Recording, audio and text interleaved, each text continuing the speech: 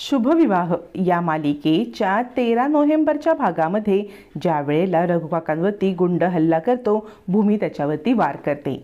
तोपर्यंत इकडे आता रागिणीने पौर्णिमाला सांगितलेलं असतं, पौर्णिमा खरंच आज तू माझं इतकं काही मोठं काम केलेलं आहेस ना, म्हणजे तुझ्यासोबत तू माझं आणि अभि दोघांचंही आता भविष्य सुधारलेलं आहेस असं म्हणत ती पौर्णिमाचं कौतुक करत असते, कारण पौर्णिमाकडून तिला काम करून घ्यायचं असतं.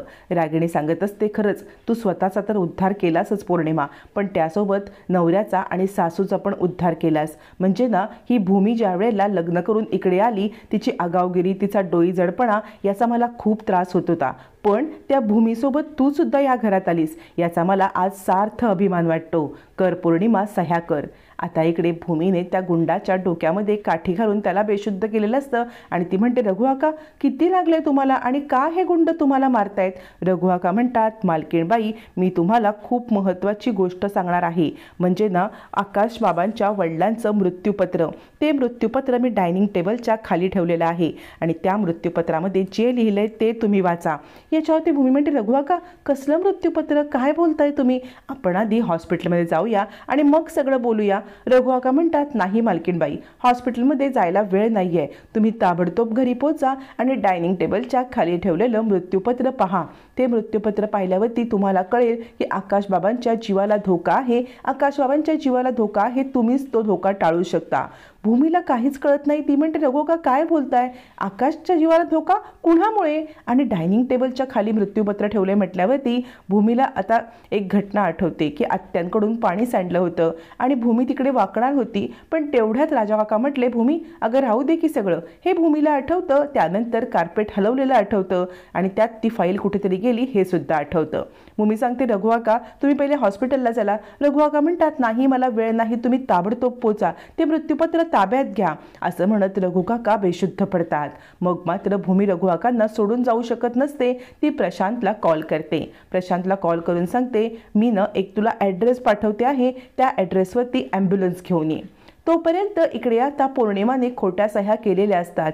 रागिणी म्हणते, माझ्या इतक्या वर्षांचं स्वप्न पूर्ण झाले पौर्णिमा, आज तू किती माझ्यासाठी मोठं काम केलंस ना, तुला माहीत नाही आहे. आज तू पटवर्धनांची सून शोभलीस. याच्यावरती आता पौर्णिमा म्हणते, आई पुढची स्टेप काय आहे? यावरती आता रागिणी सांगते, हे बघ सह्या तर झालेल्या आहेत, भूमीचं काम तर तमाम करायचं आहे, पण त्याआधी महत्त्वाचं आहे ते मृत्यूपत्र शोधणं. मृत्यूपत्र कुठे आहे? घरातच आहे एवढं नक्की, त्यामुळे ते शोधायला पाहिजे. आधी आकाशभूमीची रूम शोधू, नाहीतर किचन शोधू, नाहीतर लिव्हिंग रूम शोधू. असं म्हणत आता तिघीजणी म्हणजे दोघीजणी तिन्ही रूम वाटून घेतात आणि आता कुठे कुठे काय काय शोधायचं हे ठरवलं जातं.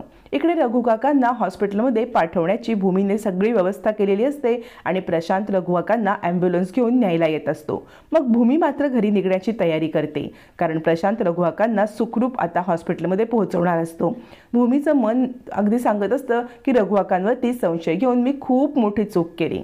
इकडे रागिणी बाहेर पडते आणि विचार करते, काय करू, कुठे शोधू, कुठे काय असेल असा विचार करत ती आता त्या फाईलच्या दिशेने साधारण काहीतरी दिसते म्हणून तिकडे तिकडे बघत असते. पण तेवढ्यात आता देवी आईने कौल द्यावा तसाच रागिणीचा मोबाईल खणखणतो. मोबाईल खणखणल्यामुळे त्या फाईलकडे तिचं दुर्लक्ष होतं आणि ती मोबाईल उचलते.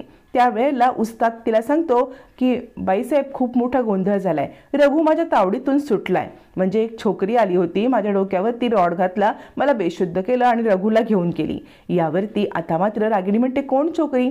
मग तो माणूस वर्णन करतो. रागिणीला समजतं की हे सगळं भूमीचं काम आहे. आता रागिणी फाईल वगैरे शोधण्याचं सगळं काम स्टॉप करते आणि ती आता पौर्णिमाला सांगते, पौर्णिमा चल आपल्याला जायला पाहिजे, ती फाईल नंतर शोधू, पण रघुला हॉस्पिटलमध्ये नेलंय, त्याचं काम तिथेच तमाम करूया, चल लवकर. असं म्हणत ती पौर्णिमाला घेऊन ताबडतोब बाहेर पडते. पौर्णिमा आणि रागिणी बाहेर पडल्यावर ती भूमी घरात येते. भूमीला काही सुचत नसतं, काय करावं काय करू नये, हे सगळं काय घडतंय आपल्या डोळ्यासमोर. भूमी अगदी ब्लँक असते आणि आता ती सगळीकडे फाईल शोधते. म्हणजे रघुकाकांनी सांगितलेल्या ठिकाणावरती डायनिंग टेबलच्या खाली ती फाईल शोधत असते आणि तेवढ्यात प्रशांतचा कॉल येतो. प्रशांत तिला सांगतो, रघुकाकांना सिटी हॉस्पिटलमध्ये नेलेलं आहे आणि त्यांच्यावरती उपचार चालू आहेत.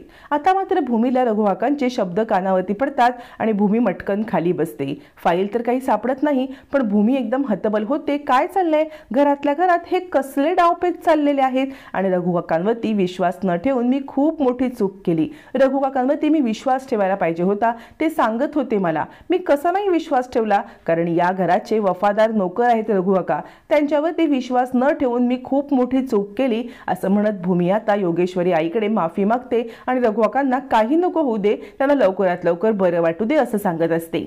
आता मात्र भूमी बसते आणि आता त्याच वेळेला उठताना तिचा हात मागे असलेल्या जिन्याच्या खालच्या फाईलला लागतो आणि भूमीच्या लक्षात येतं ज्या फाईलबद्दल किंवा ज्या मृत्यूपत्राबद्दल रघुकाका सांगत होते ते हेच मृत्यूपत्र आहे.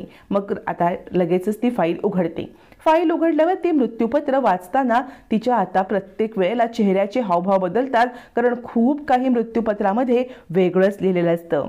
मृत्यूपत्रामध्ये लिहिलेलं असतं की 26 वर्षापर्यंत माझ्या सगळ्या प्रॉपर्टीमधून आकाशला दर महिन्याला 3-3 लाख रुपये देण्यात यावे. म्हणजे 26 वर्षाचा झाल्यानंतर त्याला प्रत्येक महिन्याला 3-3 लाख रुपये खर्च करण्यात यावं आणि बाकी सगळी माझी प्रॉपर्टी ट्रस्टला दिली जावी. आणि त्याचप्रमाणे ट्रस्टला प्रॉपर्टी दिल्यावरती त्याच्यानंतर जर का 26 वर्षाच्या आत आकाशचं लग्न झालं तर सगळी प्रॉपर्टी ही त्याच्या बायकोच्या नावावरती होईल. आता भूमी हे सगळं फाईल घेऊन आत येते. अर्धवट माहिती वाचून भूमी आत येते आणि पूर्ण तिला वाचायचं असतं तोपर्यंत रूममध्ये आकाश येतो. आकाश म्हणतो, सायकल राणी, मला तुझ्याशी महत्त्वाचं बोलायचं आहे. भूमी सांगते, आकाश मी इथे आता खुर्चीवरती बसते, तू इथून मला सगळं सांग बरं बेडवरून. मग आकाश सगळ्या गमती जमती, मी कसा मानसी आणि अथर्व सोबत गेलेलो, तिथे काय काय केलं, या गमती जमती टुटू सोबत शेअर करत असताना भूमी पुन्हा एकदा ती फाईल काढते आणि डिटेलमध्ये वाचते.